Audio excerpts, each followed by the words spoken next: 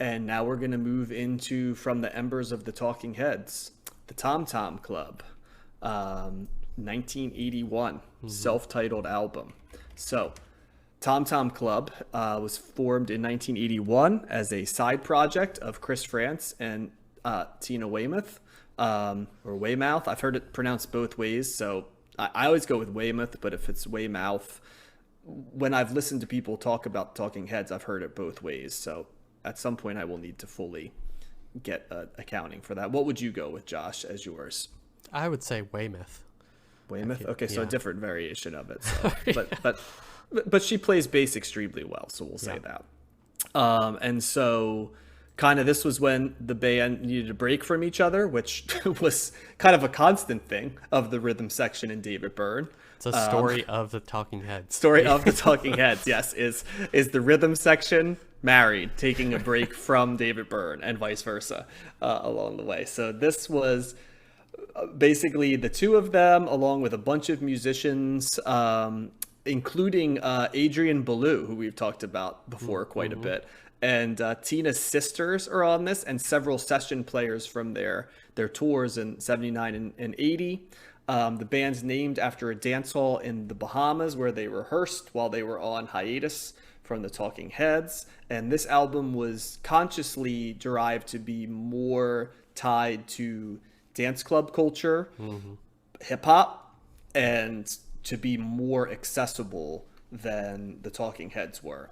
David Byrne famously did not like the Tom Tom Club for being too commercial. I do think it's interesting, though, that in the aftermath of this side project, you can't help but notice that the Talking Heads churned out a bunch of commercially successful tracks, more so than, as much as we love those earlier albums, like a lot of their most commercially successful stuff comes in the aftermath of this. So They could, yes, especially indebted to dance hall and hip hop, I would say. correct. Yeah. So maybe it was the push that was needed, sort of, to take them in that direction. I think also this album is well known for being sampled a lot. a lot. I think probably the two most famous ones, I'd say, are Mariah Carey and Fantasy, for sure. For Genius of Love, we should say. Yes. Yep, for Genius of Love. And then also Return of the Mac by Mark Morrison also has a sample of Genius of Love in it as well. So that alone was there. And this album includes a sample, Under the Boardwalk from the Drifters, as a bonus track. So I did listen to it as an add-on to this, just because. But yeah, so that is sort of the skeleton of where the Tom Tom Club came from. They did release other albums later, but this is the first one. So what'd you think of the side project? I've been very vocal about, to me, the secret sauce of the Talking Heads is their rhythm section. So I'll leave that alone for right now. But what do you think, Josh? Well, it's certainly a dance hall album. I mean, I feel like it's, in some ways, disco, is still alive on this album in terms of making tracks that are designed to just be put on and either, I don't know, DJ'd over or scratched over and letting people dance to them, because that's pretty much what this album is from the start to finish, is a way to dance to it. The interest in hip hop is here. There's, from the opening track, Wordy Rapping Hood, there is attempts and at rapping on these tracks. There is, it's still in that time frame where hip hop is still in its nascent stages, and it's still very much tied to dance halls and clubs as well, and it's still like party disco tracks. Yep. So that's certainly of a piece here. The it definitely has kind of a repetition from track to track in terms of the beats just keep playing over and over, the foundational beats, as they add things to it. You still have a lot of electronic influence as well, and instruments and sampling and kind of like chanting. It has a big groove to this album, and the it's extremely catchy at times as well. Not just Genius of Love, which I think everyone will know, even if you've never listened to a Tom Tom Club album before. You will, like John said, have heard it from other songs, and it's these tracks are long because they're designed to be danced to, I believe, and they. For the most part, I pretty much enjoyed it, although I feel like I got the gist of each track by the time, towards the the last like 3/4 of the song. I knew what it was about. It wasn't doing any surprises. I think all the tracks are extremely well done, although I really did not like that Booming and Zooming song, that last track, which kind of has a spoken word like pilot dialogue over the song, and I found it really like grating and off-putting for some reason compared to the rest of the album. But overall, it's really enjoyable. They incorporate some other. It's still experimental in the way that Talking Heads is as well. On a song like La Elephant, the 4th track, they have French dialogue in it, French vocals. And I think the actual like samples or songs that they make up are really inventive and attractive. So yeah, thumbs up for me on this one. I can definitely see the influence from or the way that they wanted to separate themselves from Talking Heads, but came full circle and then influenced Talking Heads in some way as well. So thumbs up for me. Yeah, I think I was a little higher on this one than you, Josh. This is kind of like if you took my and I love the Talking Heads, but if you took my favorite parts of the Talking Heads, which is the rhythm section, and you took away my least favorite part of the Talking Heads, which is sometimes David Byrne's esoteric, for me, grading, I think it's kind of become one of these things where somewhere along the line, people kind of don't talk about the fact that David Byrne's vocals are an acquired taste. And it's kind of like, if you kind of say, he's really not that great a singer, people are like, oh, I don't think but he isn't, and I don't understand why we could say it about like Billy Corgan, right? But not like David Byrne. And it's not that I can't listen to Talking Heads when David Byrne sings, it's fine. But there's plenty of tracks where his vocals, and don't get me wrong, the creative engine of him as the band, the other stuff he's doing, I greatly appreciate, but sometimes his vocals are the part that's like, oh, that's a little bit rough, right? And they're not here, and you have a much more pop sounding traditional vocal layer over it, and this album's all about the groove. This album feels like the rock equivalent of doing a DJ set. It really does. And from that end of things, it reminds me so much of early 80s hip hop, like the albums we've covered, because it's in the exact same lane.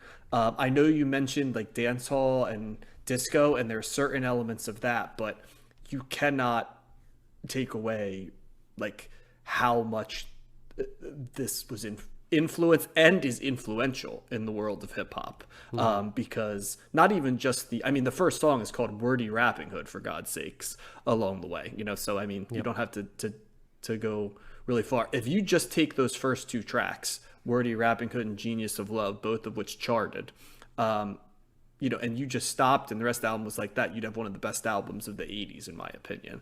Now, are there any tracks quite as good on that the rest of the way? No, but Lorelei, on and on and on and on, La Elephant, those are all tracks that I really, really enjoy. I hear what you're saying on Booming and Zooming. It's not my favorite track on this album. It probably would be my least favorite, actually. The take on Under the Boardwalk, I think, is really interesting too. It's a very almost reggae-ish take on Under the Boardwalk, which gives it sort of a different spin. I did enjoy it. I enjoyed it more the second time I listened to it than the first. I think for me, though, this was just great headphones and movement music. This was just, for sure. This is it's always easiest for me I'm not much of a dancer in terms of my natural things, but I am a big rhythm section guy. So it's kind of a dichotomy in that I don't love to dance, but I love to move to bass lines and drums and stuff like that. This to me is an album that could get me to dance because it is a perfect synthesized combination of both of those elements. And I think this album's every bit as influential as the Talking Heads albums. I really do. I think it just is influential in a different way. I think while those other albums, there's sort of that idea of art rock and avant-garde and world music, right, that Talking Heads are bringing in, which is highly appealing.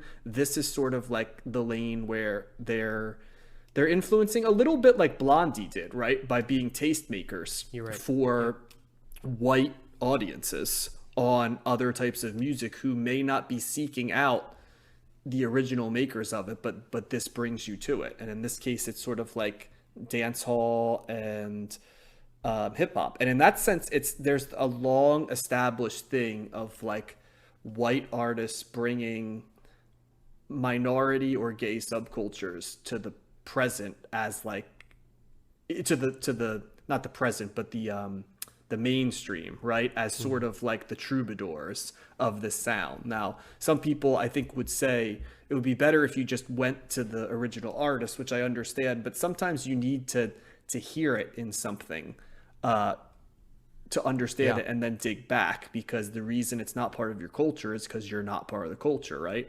And that's where bands like this and Blondie and stuff are so helpful later on, kind of like Madonna, right, being someone who brings, you know, DJ culture, you know, gay dance culture and stuff like that to the mainstream. I know people have like love-hate relationships with that, and there's always that line of what's appropriation and what's not, but I don't think there's any appropriation here. I think it's just a loving rendering of it, and they do their own thing on it. They don't steal. They just put like the Talking Heads mix on it, and from that, and it has given back in spades to other genres. So it's interesting because it created its own niche in the genre, right, and moved it forward. So yeah, I really like this one. I'm glad we covered this because I do think this is one of those where it's like, I feel like we would have been incomplete in the 80s without hearing this album. And I feel a little bit like continuing on the Wire thing was helpful too, because it allowed me a little bit more understanding of their influence. So yeah, this one's a high thumbs up for me too. I love this album.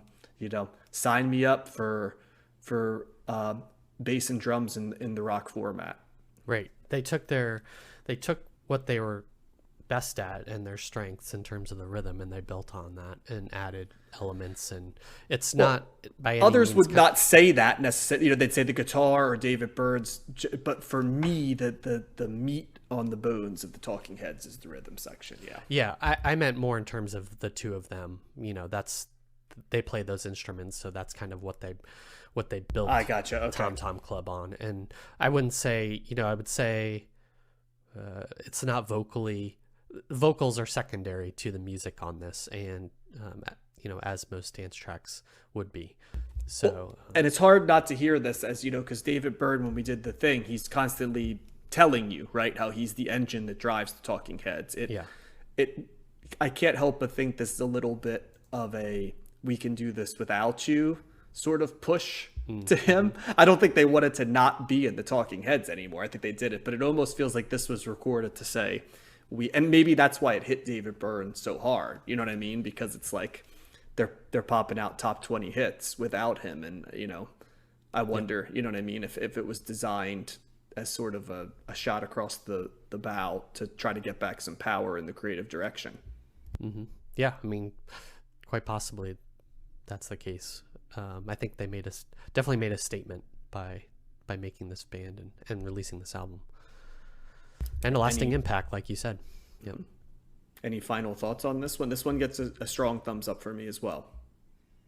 Yeah, it's a thumbs up for me. I'm glad we listened to it. Like you said, it fills in an important gap, and I would be interested to know, have you seen anybody that's referenced the Tom Tom Club as an influence directly? Do you know? Oh, lots of people in hip hop. like Yeah. especially early 90s hip hop. Hmm. And famously, Mariah Carey picked it for Fantasy because she loved the Tom Tom Club growing up. And Got it. I mean, that Fantasy track was one of the biggest songs of the 90s. Right. That's probably where I heard this first. The first time, yeah. Realistically. Yeah. I had heard the song before, but that was when I heard it like omnipresently. Right. Yeah. Yep. It's an indelible that song, that bite or that snippet of the song is kind of like immediately recognizable. Well, there's multiple ones. There's the dun, dun, dun, dun, dun, and then Yeah. there's the female vocals of it. You know, like I'm in heaven with my boyfriend. You know, that comes up constantly. To this day, people are sampling both of those parts. Yep. Yeah. So Sure. Check it out.